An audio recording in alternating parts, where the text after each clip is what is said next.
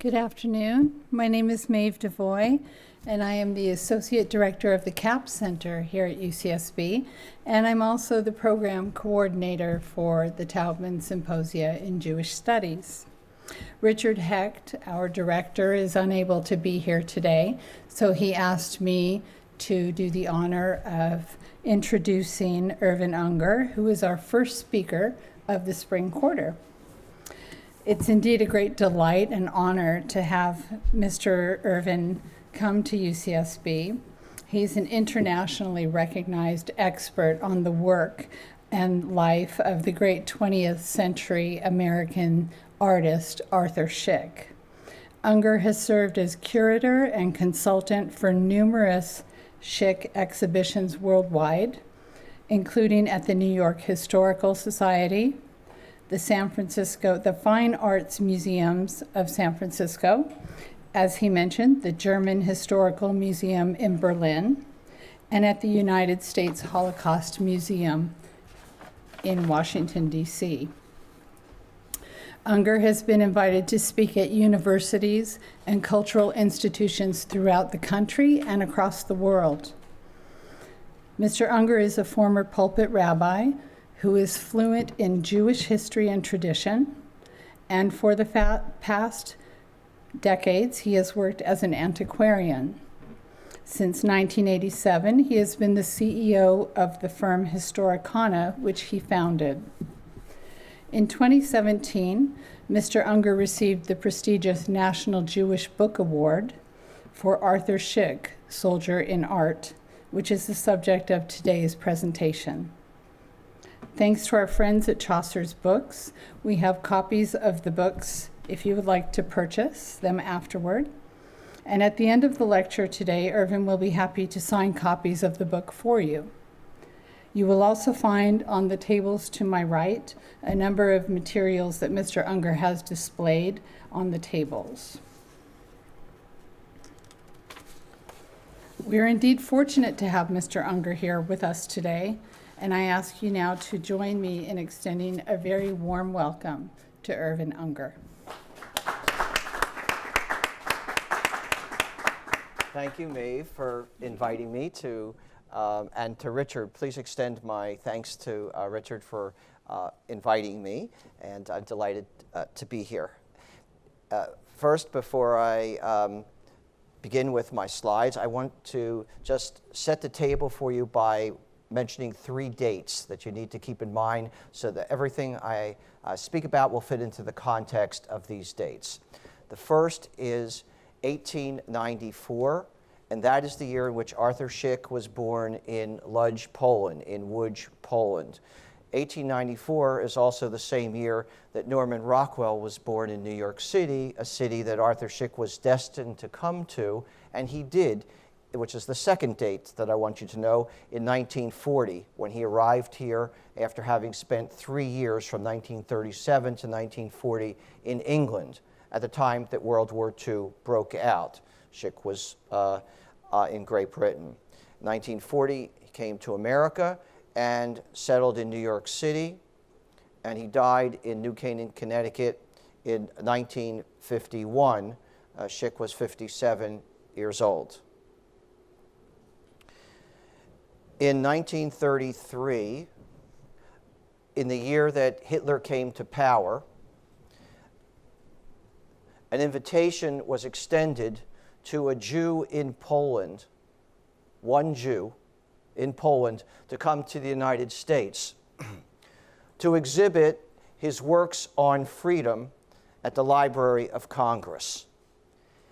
And on a cold, snowy day in December 1933, Arthur Szyk arrived with his wife Julia, shown in the upper left-hand corner.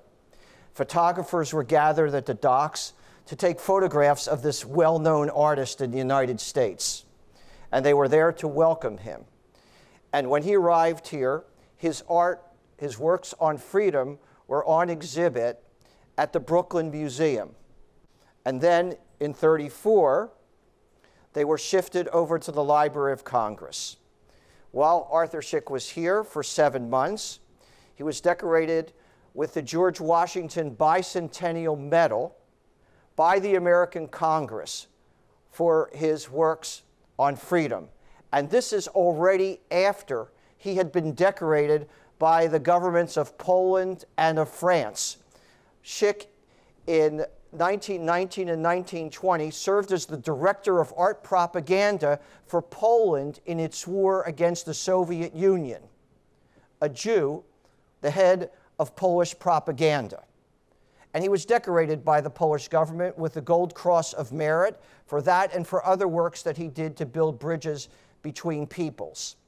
And then he was decorated by the French government with the Palme Académique for works that he had done to advocate for freedom and justice for the people in France. And so here it is that Szyk is here in the United States, 1933-34, and in 1934 he returns back to Poland. What I'm showing you here are two works of art, works that represent portfolios of art. That is, on the left, you see the Statutes of Kalisz, which is here. These are the laws of the city of Kalisz that were passed in the year 1264 by the Polish government to grant civil and religious privileges to Jews, and which were reinforced over the centuries by Casimir the Great. And Szyk thought it was important in 1927, while living in Paris, to illuminate that portfolio. Why? Because he wanted the people of Poland and of Europe to recognize and grant civil and religious privileges to Jews, and that in turn those countries would benefit, as Poland did when it empowered Jews in the 13th century. So Szyk's work of 40-some paintings of this portfolio were exhibited at the Library of Congress. And before moving to the second body of work, what I want to tell you about this is that this body of work spoke about the mutual and beneficial cooperation between Jews and Poles throughout the centuries, and the Polish government in 1932 traveled this entire portfolio to 14 cities in Poland. You won't read that in your textbooks, because what you will mostly hear about, or outside of the textbooks, of the prejudices that many Jews have for Poles, Poles have for Jews. But see, Szyk was involved in the mix where it was to build bridges between people. And so this work was exhibited at the Library of Congress, in addition to this body of work here called Washington in His Times, which he also completed in Paris in 1930, 38 paintings dealing with George Washington and the American Revolution, the whole history of which Szyk learned even before he had ever visited America. And these bodies of works were exhibited there. And then Szyk returned, and then I just did something, and I need to get back to the original slide. How do I do that? Hold on. We need to do that. Okay, you have to stop the tape. Because this film is being filmed. I hit the wrong button. Oh. Oh, okay. I need to get back to the... to advance this, am I hit this one over here or this down here? This one. And then the one for the that is that. All right, you know, I have to take a course. All right. Oh, can you turn the lights down a little bit? I don't know. Try. Yeah, the colors are so vivid on the screen. They're on the screen. Is that better? Yeah, you can see the screen here. Okay, very good. So, Washington, is this series on exhibit anywhere in the States? Yeah, the series of Washington's Times is owned, well, it was purchased by the president of Poland and given to Franklin Roosevelt. And when Roosevelt was giving his famous Four Freedoms speech in January of 1941, all 38 paintings of freedom of Arthur Szyk were hanging in the White House. And now they're at the Roosevelt Library in Hyde Park. So after Szyk is here in the United States, to go back to my presentation before I messed up with the slides, after Szyk is here for 7 months, he returns back to Poland in 1934. Hitler is in power then for a year and a half. And it is then that Arthur Szyk sets out to illuminate the great book of freedom in Jewish tradition, which is the Passover Haggadah. And this book, this Haggadah, of 48 illuminated pages, is going to be different than any other Haggadah that has ever been illustrated. And there are more than 5,000 different editions of the Passover Haggadah, some with different languages, different commentaries, different illustrators. But in 1934 to 1936, when Szyk worked on these paintings in Lodz, which was right across the border from Germany over here, Szyk was going to make this Haggadah different from any other in two ways. How is it? Arthur Szyk saw Hitler as the new Pharaoh and the Nazis as the new Egyptians who had come to annihilate his people. And so he painted swastikas on all of the Egyptians and on snakes in the Haggadah. They were actually painted over before it was published in 1940, but I can tell you more. I can tell you in a little while how I know the swastikas were there. But that's what he did. But if you look carefully, though, if you look at this image here of the wicked son of the four sons of the Passover, that are spoken about during the Passover Seder, you'll see that these are Polish Jews here. This is a German Jew. The wise son, the simple, the one who doesn't know how to ask, and the wicked son who's almost dressed as a German bourgeois fellow with riding boots, a crop, a feathered hat, a cigarette coming out of his mouth, and a Hitler mustache. And so remnants of what he was referring to are found in the Haggadah itself. The second thing that made Szyk's Haggadah different from all others is that Szyk was going to advocate for heroism among the Jews of Europe. In 1934, 35, and 36, and in 1935 already the Nuremberg laws have been passed in Germany, because he's going to paint in this Haggadah David with the head of Goliath. What does David have to do and Goliath have to do with the Passover story? Nothing. But for Szyk, they have everything, because it's about standing up to power. It's about taking a stand, being activist. And Elijah's in the Haggadah, not just with the Elijah's cup, but Elijah slaying Ahab in the Haggadah, standing up. Or Moses is shown not as a religious figure, but as one who has a body as if he had come out of Jack LaLanne or something. For having trained, he looks physical, because Moses in Szyk's Haggadah has his arms raised. And only time Moses' arms are raised in the Bible is when they defeated the Amalekites in battle. When his hands were down, they would lose. When they were up, they won. Szyk saw Moses as a military figure. He wanted Jews in the 1930s in Poland to respond with heroic measures. And the other thing in his Haggadah was he wanted the Jews to leave Europe. And so there's lots of Zionist elements that says off to Palestine. I'll talk more about that in a while. The question now for me is, how famous was Arthur Szyk during his lifetime? And then you will see his artwork that helps to illuminate that, and then I will fill in between those works of art to explain to you why Szyk was one of the most famous artists in the world when he was alive. Not only was he famous, but he was one. How so? That's my job to show you now. Yes, ma'am. I'd like to take questions at the end if I can. So, what you'll see here on the far left is the cover of the Saturday Evening Post by Norman Rockwell. On the far right, the cover of Collier's magazine by Arthur Szyk. How well circulated was the Saturday Evening Post? They made 3 million of every copy of the Saturday Evening Post. How many copies of Collier's were reproduced? 2.5 million. Everyone who saw Rockwell saw Szyk in the 40s. But they saw exponentially more of Arthur Szyk than they saw of Rockwell or knew of Rockwell. How so? Because Arthur Szyk's artwork was exhibited at over 500 USO recreation centers. If you were a GI, a soldier, and you went overseas, you went through a recreation center, had papers processed to socialize. Can you imagine exhibits at 500 different centers?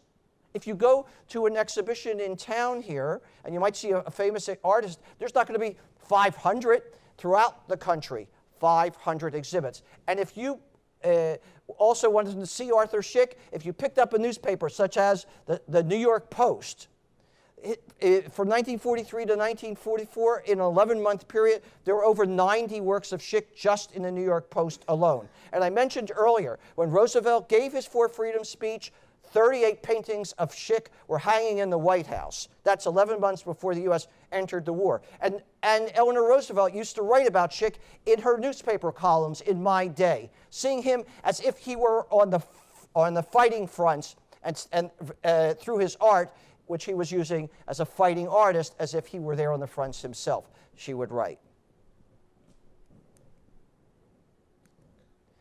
But when they spoke about Arthur Szyk, how did they speak about him in newspapers? The way in which he was referred to was, art must be mobilized, declares the great Polish painter. Or here, how the great Arthur Szyk wars on Hitler. Or if you look here, in the New York Post, when they were proud to announce that Szyk would be shown, his artwork would be shown there, it speaks about the world-famous artist. And other places, the genius Arthur Szyk.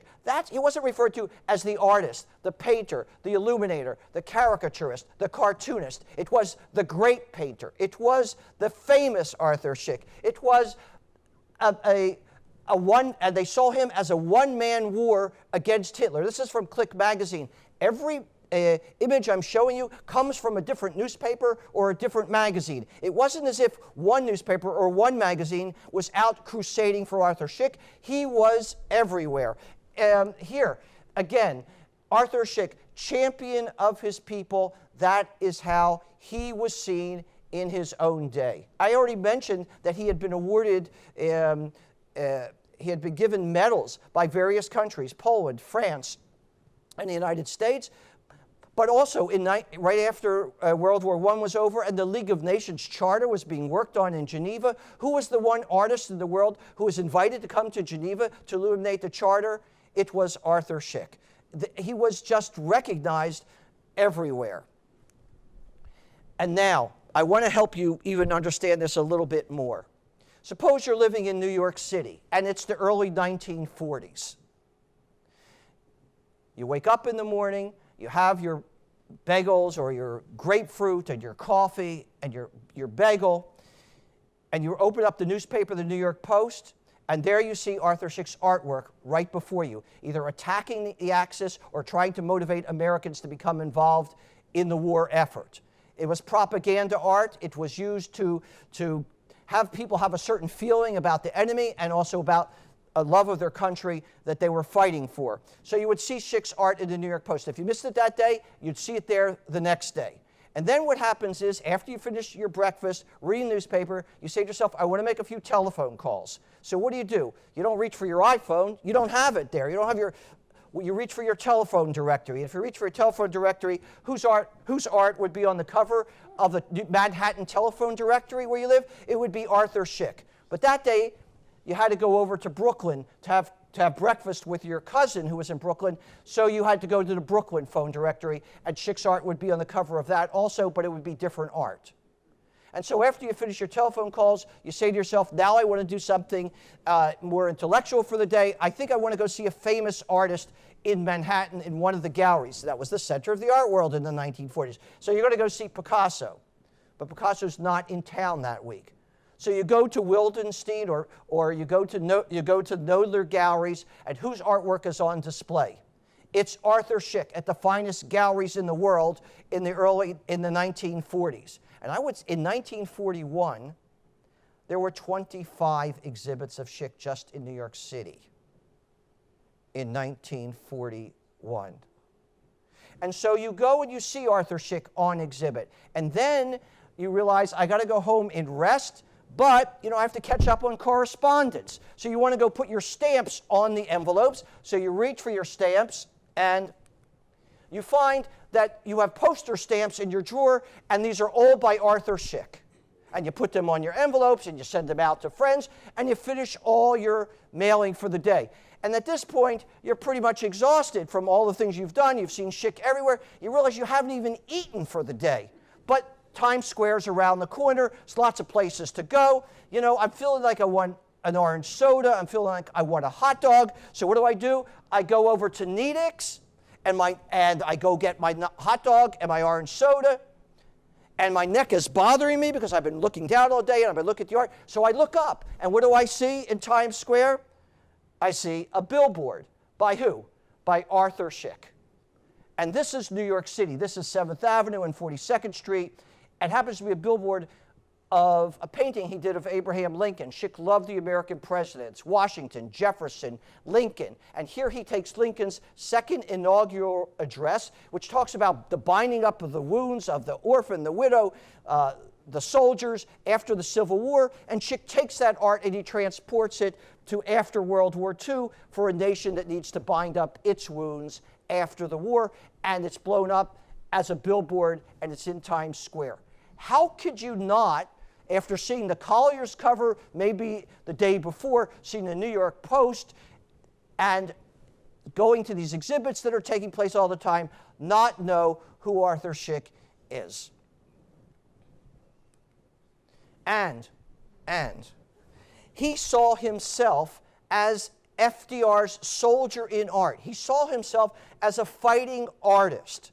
And here, this is a cover he did for a small magazine called Scope, like the size of a Reader's Digest, where he did a portrait of FDR.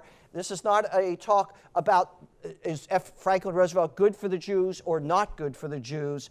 Szyk was a fighting artist. This was the commander-in-chief. He enlisted himself in Roosevelt's army as a fighting artist. In fact, before Szyk came to the United States, he was in Canada for a few months, and Canada was even harder to get into than the United States, particularly for a Polish Jew from Europe. Even though he had connections here, he still went to Poland first. And you know, before you go into one of these countries, you have to, any of these countries, you have to fill out documents. Where you're from, where your birth, family name, and so on. And then one of the questions they always ask is, what is your occupation? And when Szyk filled out his documents to go into Canada in 1940, before he came to America a couple months later, his occupation, he filled it out, I'm a fighting artist. And I mentioned his art was in the White House. You know, Rockwell's Four Freedoms are the most famous of them, and they should be because they raised money for the war effort. But before Rockwell created his artwork, as others did, other artists did of the Four Freedoms, Szyk a year before had created these Four Freedoms paintings. And they became poster stamps and were widely distributed. Do you know Rockwell's image of freedom from fear? The child is being tucked in at night. The parents are safely watching or hoping that he'll be safe when the child goes to sleep at night. Very secure in the home. Szyk's version of the freedom from fear is very different, as you can see, because this is a medieval knight. You have to fight for all of your freedoms. So you'll see the difference. And when he arrived in America in 1940, his artwork began to appear everywhere. On the far left, this is a work of art that is from this Coronet magazine. It's called A Madman's Dream. What do you see? Hitler sitting on the throne. At his feet is the globe with swastikas on each of the continents. His cronies are by his side.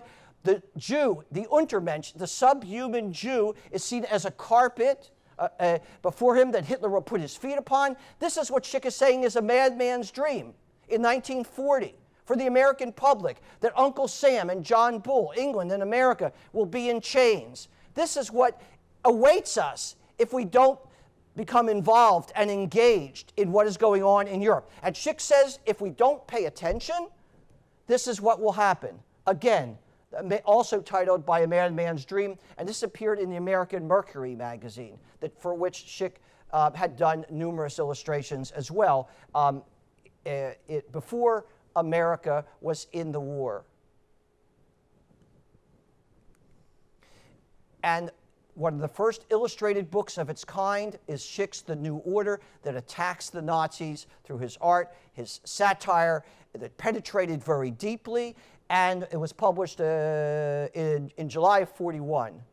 By the way, his anti-Nazi art began in the early 1930s with Hitler coming to power. He had already drawn a picture of Hitler as Pharaoh in 1933. His art was appearing in magazines and newspapers in England. In fact, when he arrived here in 1940, the newspapers carried articles that Hitler had put a personal price tag on Szyk's head.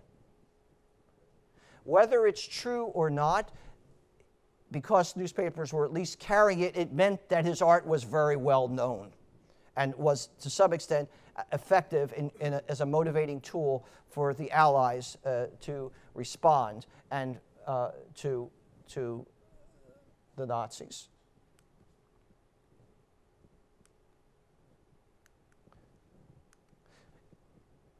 There we go. So I mentioned that, well, Rockwell was doing the covers of the Saturday Evening Post. Szyk was doing the covers of Collier's. These are two Collier's covers. On the left, we have the historic poker game. On the right, we have madness. On the right, you have Hitler with with Himmler and Goering around the globe as they're putting down their little flags, their Nazi flags on the various countries, with the skeletons there, death, have their arms stretched out, with the words, "All hope abandon ye who enter here," from Dante. This is madness. Goebbels, the propaganda minister, standing nearby with more little flags to put on the globe. This Szyk completed in September of 1941, again before the U.S. was in the war. And this piece on the left here also was completed by Szyk in September of 1941. How do I know September? Because this is two of the pieces where he actually put the months on them. Usually it's just the year.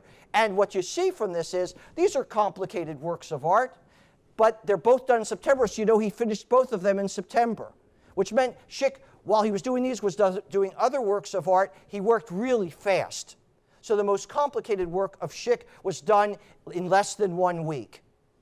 And keep in mind that the artwork was only this big. He was a miniaturist. Watercolor and gouache, pen and ink, always on paper, no oils, not on canvas. And there were no preliminary drawings or sketches. He took the artwork and he went to work right there. And I know that because I had acquired the family's archives and documents and sketches and doodles and drawings that the family had, which were pencil drawings.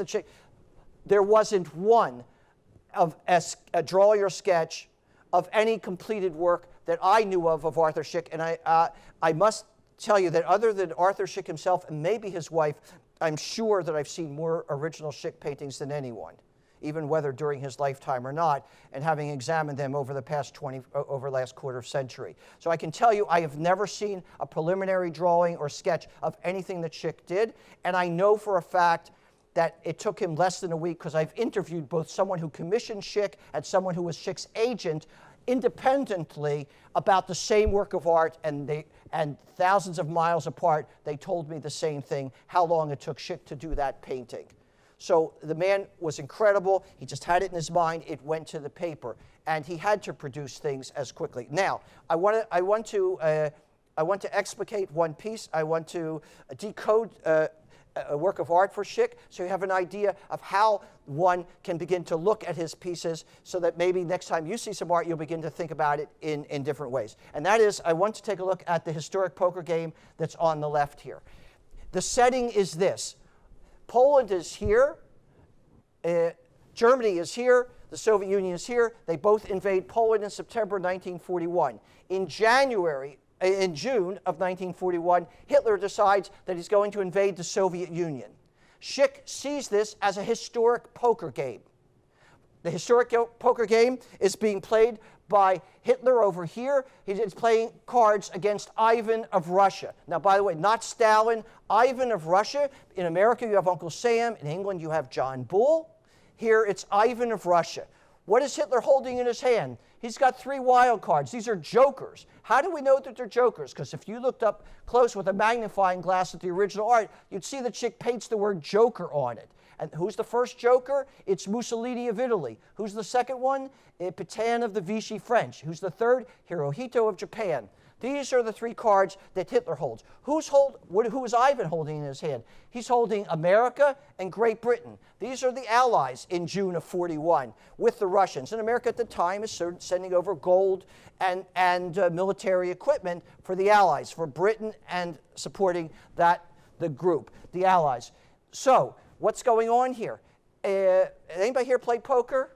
No, you don't want to admit. I want to tell you something. My father won the World Series of Poker in 1997.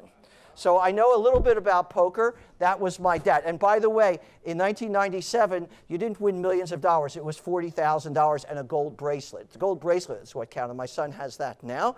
But you don't have to even play poker to know the 3 of a kind always beats a pair, always beats 2 of a kind. But for Szyk, that's not the case. How do we know that? Well, the way we know that is because Szyk has put more chips in front of the pair than he has in front of the 3 of a kind. And why is that?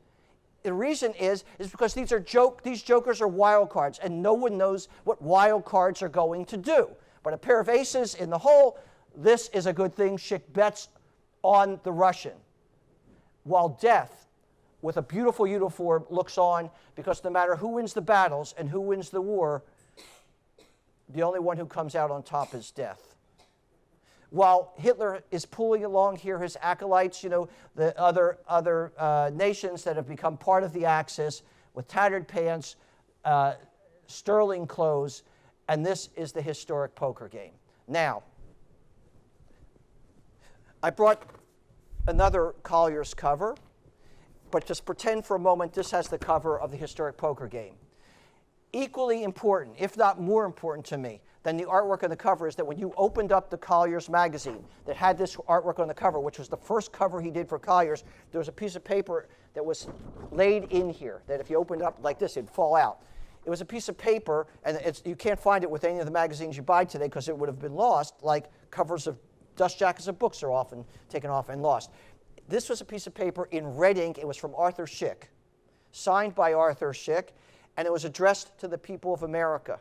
And what did Szyk say in it?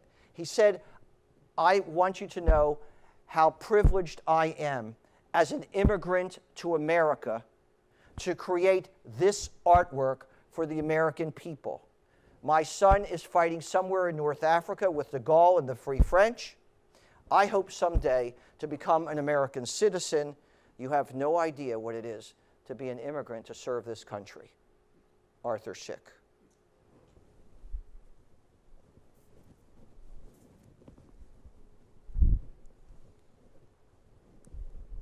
And after the bombing of Pearl Harbor, whose artwork is on the cover of Time magazine showing Admiral Yamamoto as the aggressor? It's Arthur Szyk.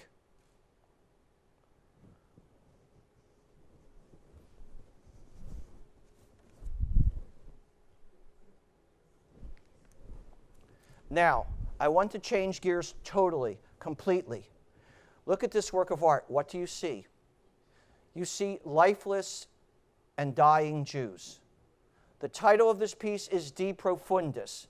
It means out of the depths. It comes from Psalm 130 in the Bible. Out of the depths I call to you, O Lord. Help me, save me, rescue me.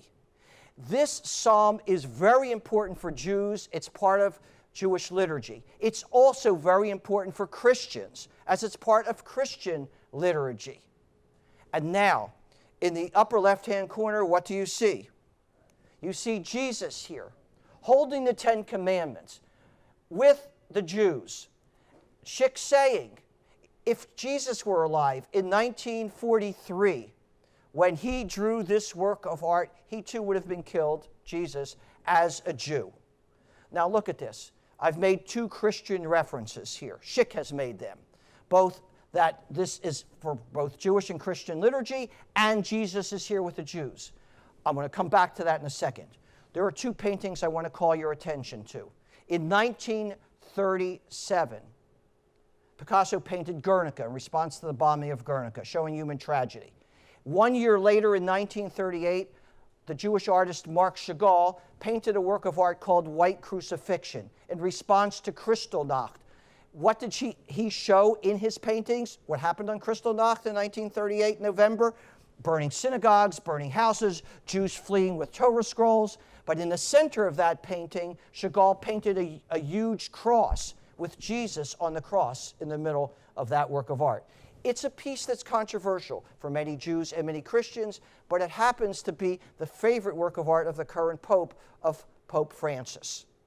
Now, what does Picasso's Guernica and Chagall's White Crucifixion and Arthur Szyk's De Profundis have in common? All of them, 1937, 38, and 43, all of them document human tragedy. But Szyk's work of art does something the other two do not do. And what he does is that by adding the phrase here, Cain, where is Abel thy brother, which is the phrase in the book of Genesis when the first brothers, there's already a murder in the world where Cain kills Abel, and God says to Cain, Cain, where is Abel thy brother? Not because God, if one believes in God, one believes in the attributes that God is all-knowing, it isn't because God needs to know, God knows. It's for Cain to know, what have you done? Who is responsible for this death? Who is to be held accountable? Where is justice to be served? And what Szyk is saying here, who is to be held accountable for this? How will justice be served? Who is responsible? Now, one of the things you need to know is that every work of art that Arthur Szyk created was always done for the purpose of reproduction. It was to be in a magazine or a newspaper. If his artwork wasn't created to match the colors of the sofa in one's living room. They were made to agitate, to stir, to motivate, to cajole, anything that they could do. Where did this appear? Where did what newspaper did this appear in? It appeared full page in the Chicago Sun in February of 1943. That had already been announced to the world that 2 million Jews had been murdered, with 4 million more to go. How did this get in the newspaper? Did the owner of the Chicago Sun place it there? No. Did the editor say we should be concerned about what's happening to European Jewry, put it there? No. Which Jewish group paid for this? The answer is no Jewish group paid for it. It was paid for by a Christian group. How do we know it was paid for by a Christian group? Because in the bottom text here, it tells us that this was paid for by the Textbook Commission of the Protestant Digest. What do they say in all of this? What they said is that because of the anti-Semitism that has been taught in our textbooks over the decades, and because the 2,000 years of persecution that we have been involved in, because all of this is not only anti-Semitic, it is not only anti-American, but it is anti-Christian itself. And that's how Szyk's artwork was used. And now, I want to say this to you. You can go and read all the textbooks that might be out there, not these kinds of textbooks, but art textbooks, or listen to art historians speak, or Jewish people speak about Jewish artists. What I will say to you now, which I'm also willing to say to the camera, which this will be shown to many more people, is that there is no artist who was more active for the rescue of European Jewry during the war than Arthur Szyk. He was the most important Holocaust artist, and in my mind, this is the single most important work of art created during the Holocaust. Not only because it was there front and center for everyone to see in 1943, and not only because of the message that is underneath it that calls about accountability and responsibility, but because it was also reproduced in other magazines and other journals, and lectures were given, and dialogue was taking place, and that's how Szyk's artwork was used. This was an activist artist, a fighting artist, working on behalf of his people. And now, change just a tad more. This work is called Palestine Restricted, 1944. It also appeared on the front cover of a magazine, a journal, actually not a magazine, a journal in 1946. First, 1946. The journal, as you see it here with the blue background, called Palestine, was organized by American Jewish groups and given as a journal and a program to President Harry Truman, with the idea that he would someday support the idea of the creation of a Jewish state in Palestine, which he did in 1948. But whose artwork was on the cover of this? Arthur Szyk. And now to the artwork itself, Palestine Restricted. What is being restricted? By whom? It's being restricted by the British. The British had a mandate over Palestine. They had passed a series of white papers. The most powerful white paper was the MacDonald White Paper of 1939. That is a document that stated that only 75,000 Jews a year, among the millions of Jews in Europe, can be allowed to immigrate to Palestine. If you, over a 4-year period, 39, 40, 41, or 40, 41, 42, 43, 44, over 300,000 Jews could go among the millions. But guess what? The MacDonald White Paper also said after March 31st, 1944, no Jew can go into Palestine unless the Arabs of Palestine vote to accept the Jews. That was the British white paper. Szyk is enraged by this. The Nazi vulture is lurking over here. The huddled Jews are over here. The gates of Palestine are locked. The words here are white paper on this lock. The Jews are in chains. They feel enchained, enslaved in Europe. Palestine is restricted, and the date March 31st, 1944 is there. I will also submit to you that there is no artist anywhere who created more artwork to help bring about the creation of the State of Israel than Arthur Szyk. If I'm ever invited back, I can give you a whole program, and the same thing about World War II and the Holocaust. This is Arthur Szyk. He was so prolific, and it was reproduced, and people used it, and they knew about him, and his artwork was everywhere. 2 last slides. The next one.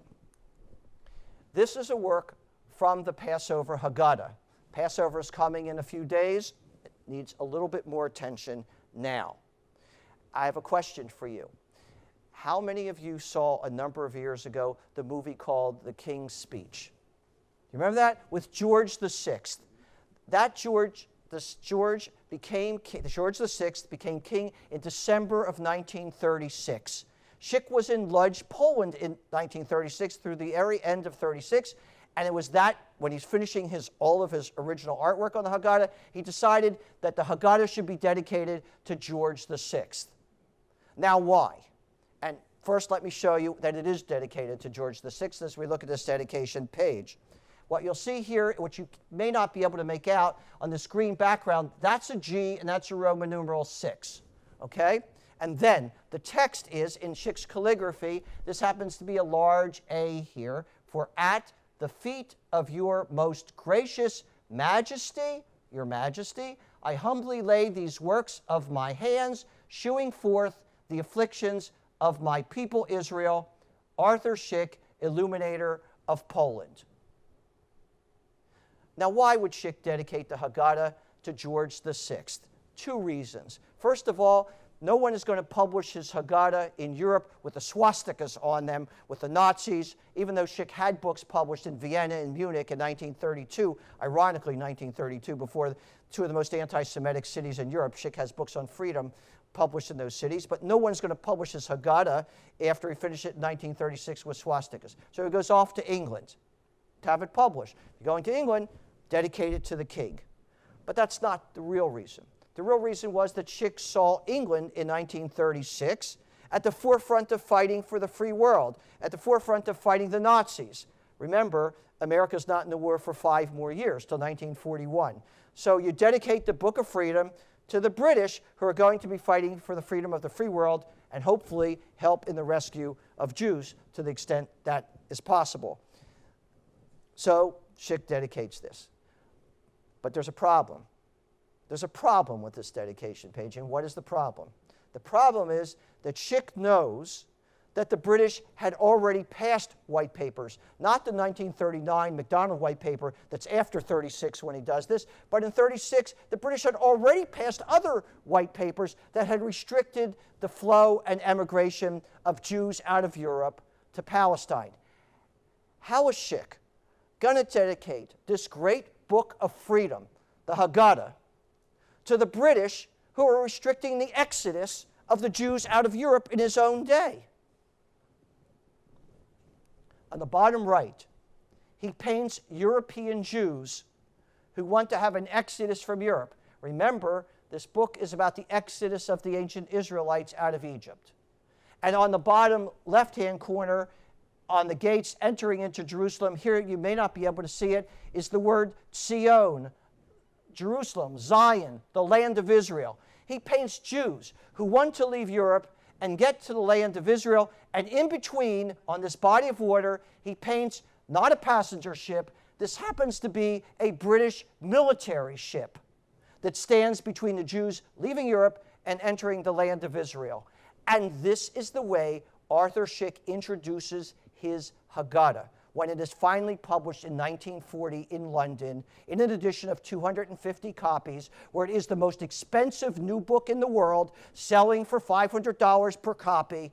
The King George gets the first copy. Keep in mind, this book was published in 1940. What's happening in England? The Battle of Britain is taking place. Bombs are falling, and they're publishing this Polish Jew's Haggadah. It is published with his words. The first copy goes to the king. The king receives it with this dedication page. For Szyk, this is a religious book, but it's a political book. It's about Jewish survival. It's about justice. It's speaking truth to power. Here you see a self-portrait of Arthur Szyk in quasi-military garb as a soldier in art with a palette in hand. He's not a mere a caricaturist, cartoonist. They don't have palettes. An illuminator of Poland, standing by the Polish eagle, standing by his people, the Jewish people. I had in my possession a letter written from George's librarian at Windsor Castle to Beaconsfield Press, who published Szyk's Haggadah. It's the only book they published.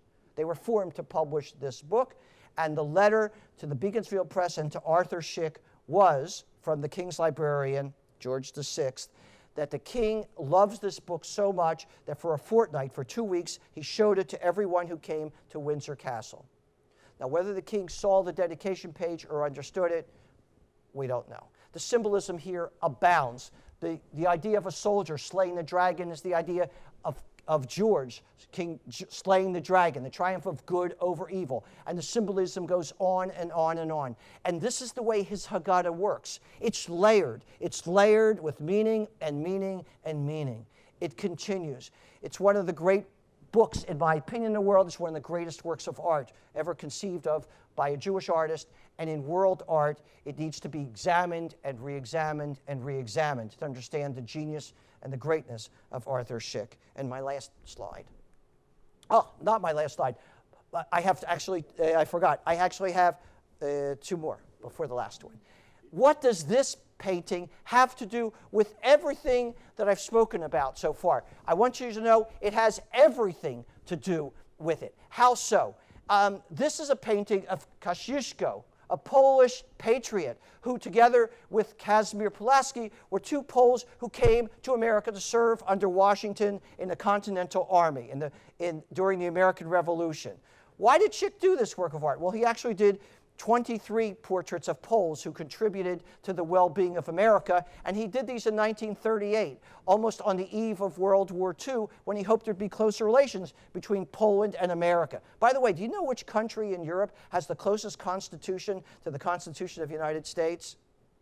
Poland. Anyhow, Szyk loved 3 countries in his lifetime. Poland, the land of his birth. He didn't like the anti-Semitism. He loved Israel, which he saw as the land of his people, and he loved America, which he saw as the land of his ideals. And in this work of Kosciuszko, which brings together the American flags here, the Polish flags here, in this sort of building of bridges between nations, he wants to emphasize what Kosciuszko did for America.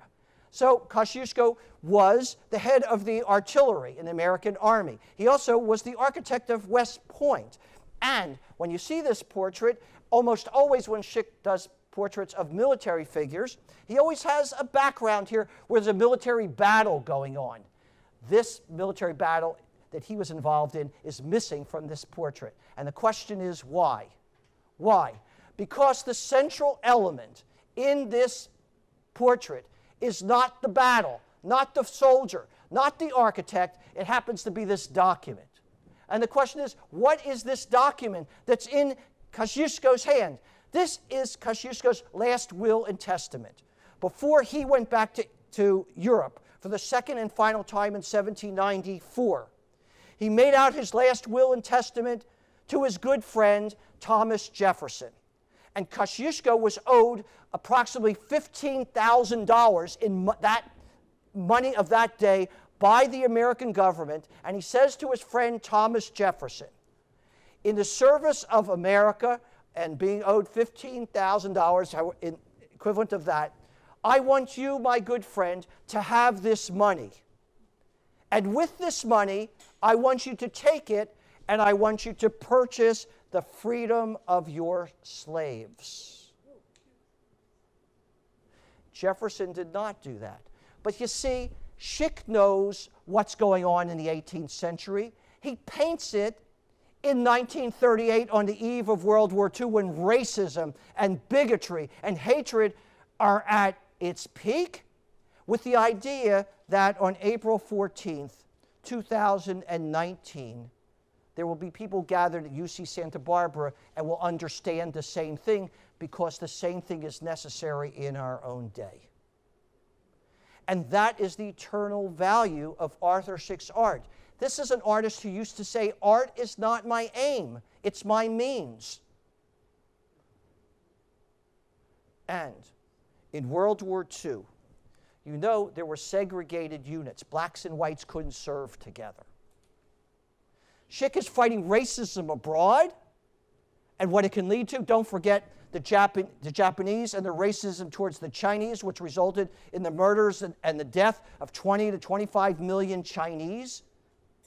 Szyk saw the Japanese as the Nazis of the East. Look, the cover of Collier's and so on throughout his art.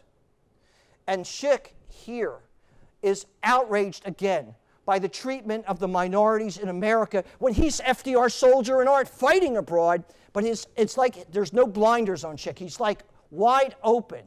And he creates works like this where the white soldier is walking with the black soldier, the black GI, and the white soldier says to him, and these are all Szyk's captions, this is art, it says, "What would you do with Hitler?" And the black soldier responds, "I would make him a Negro, and I would drop him somewhere in the USA." Because that is the greatest punishment you could give to someone, is to do that, and that's what he hoped for Hitler. And that, was this work published? The answer is no, it was not. But this one was. This is an African-American hero during World War II. After the war is over. How do I know he's a hero? Because what Szyk does is he paints a purple heart here on his chest. He has a cross here, a purple heart. He has his hands tied behind him with rope. He's forced to kneel. Over his shoulder is the Ku Klux Klan. And in 1949, when Szyk draws this, he takes the words of the book of Luke and he flips them on its head and says, "Do not forgive them, O Lord, for they know what they do." And this was published in New York in a newspaper, in the Compass newspaper in New York in 1949. And the Four Freedoms Prayer, a prayer here on the left, not really written by Jefferson, but a prayer that we know, we're not sure of the authorship, but the Four Freedoms are around the side, while the birth of a new nation here, symbolized by the Virgin Mary and the birth of Jesus, the white Anglo-Saxon Protestant, the black man and the Jew, all as if united in common cause, where the gifts of liberty and freedom of the three wise men are being brought to the new nation, and that the government of the people, by Abraham Lincoln at his Gettysburg Address, and for the people, that the government of the people, by the people, and for the people shall not perish. And it also says here, one nation, indivisible, with liberty and justice for all. I missed some words, by the way. You know which words I missed? One nation, under God. Yeah, because it didn't happen until after this painting was done. So Szyk had the words in at the present time. And then my last image. On the far left, you have the proclamation of the establishment of the State of Israel, which Szyk completed in 1948. In Julia Szyk's diary, in Arthur Szyk's wife's diary, she wrote that she saw Szyk, her husband, Arthur, cry only 2 times in his life. Once was when he learned that his mother and brother had been taken from the ghetto of Lodz to some killing center. He didn't know where. He thought Majdanek, but they were actually murdered in Chelmno, in the Chelmno killing center. That was one time, she said, I saw him cry when he thought that in 42 they had been taken. And the second day, she said, that she saw him cry was when when Israel declared its statehood in May of 1948. And that's when he sat down to illuminate this uncommissioned, this proclamation of the establishment of the State of Israel. As she said, she saw, though, Arthur Szyk saw those who fought for Israel's independence as if they were his own children. Hence, the Proclamation of Establishment of the State of Israel, and next to it, is the Declaration of Independence of the United States, which Szyk, again, uncommissioned, created in 1950. He hung them side by side in his home. Why do I love Arthur Szyk so much? And I was 2 years old when Arthur Szyk died, even though for 25 years I've been friendly with his daughter, Alexandra. She died a couple of years ago at age 94, and who I spoke to regularly. Every couple of weeks, I visit her a few times a year. I love Arthur Szyk because if I look to the statement of the biblical first century sage Hillel, who said, "If I am not for myself, who will be for me? If I am only for myself, what am I? And if not now, when?" Szyk loved the Jewish people. He fought for them. He fought for their dignity. He fought to raise the prestige of the Jew in the world. And he used the best of that value system to be an advocate for humanity at large. And do you know what that says? That says no matter who you are, Jew, Muslim, Christian, believe in who you are and in your people. Do whatever you can for them and use the best of that tradition to make the world a better place. That's Arthur Szyk to me. And I'll tell you one other thing. The way in which I came to Arthur Szyk was because of the many colors in his art. They jumped out. They leapt at me. And then it became the messages. How could you not be attracted to art which fights against injustice and indignity for freedom? I understood, and then I began to look at the art itself, independent of the messages, to see that there was genius and greatness in the art. And so I saw an artist who combined great messages with great art. But then I realized one last thing, and that was that behind the great art and behind the great messages stands Arthur Szyk, the great man. Thank you very much.